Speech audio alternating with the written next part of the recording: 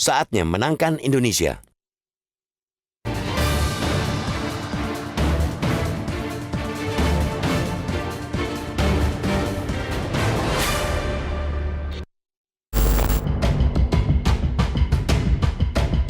Keteladanan menjaga marwah bangsa ditunjukkan oleh Kiai Haji Ahmad Mustafa Bisri, Mustasyar PBNU di tengah kancah politik pemilu yang kian sengit. Gusmus demikian dia dipanggil mengingatkan kembali agar Nahdlatul Ulama atau NU tidak kehilangan marwah dan tersesat di 3 jalur politik kuasa yang tengah bertarung. NU harus tetap pada kitoh netral. Ini sudah menjadi kekhasan warga NU atau Nahdliyin yang sejak lama tidak tersentralistik di satu kutub politik. Ketika figur pimpinan organisasi NU mulai cenderung menunjukkan keberpihakan, pertanyaan kemana NU berlabuh makin menjadi sorotan. Di titik ini, perlu ada peluit yang dibunyikan untuk mengingatkan. Perlu ada rem agar tidak kebablasan sehingga warga NU tidak dirugikan hanya karena bahtera besar tempat mereka bernaung sibuk dengan gelombang copras-capres. Gusmus menyuarakan hal yang esensial, menyitir istilah kolumnis NU.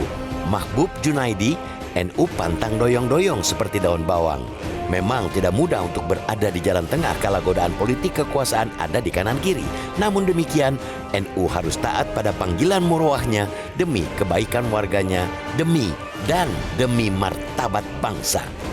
Urusannya NU itu memperbaiki kinerja memenangkan Indonesia, bukan memenangkan capres, kata Gusmus saat memberikan tausiah di acara konferensi besar Nahdlatul Ulama dan Halaqah Nasional Strategi Peradaban Nahdlatul Ulama di Pondok Pesantren Al-Munawir, Krapyak, Yogyakarta, Senin 29 Januari lalu. Gusmus memang benar bahwa yang terpenting ialah memenangkan rumah besar bernama Indonesia. Dengan Indonesia menang, bangsa ini akan sejajar, terpandang bahkan disegani di antara bangsa-bangsa lain. Dengan Indonesia menang, rakyat semakin sejahtera dan bisa memberi kontribusi besar, bahkan menjadi pemain paling penting di kawasan. Patut diingat, NU adalah ormas terbesar di Indonesia. Sejak lama, kepentingan bangsa menjadi yang terutama. Pesan Gusmus soal netralitas itu patut diapresiasi dan diikuti. Lebih jauh, NU yang menjunjung netralitas bisa menjadi contoh kala karut-marut tidak netralnya para penyelenggara negara belakangan ini.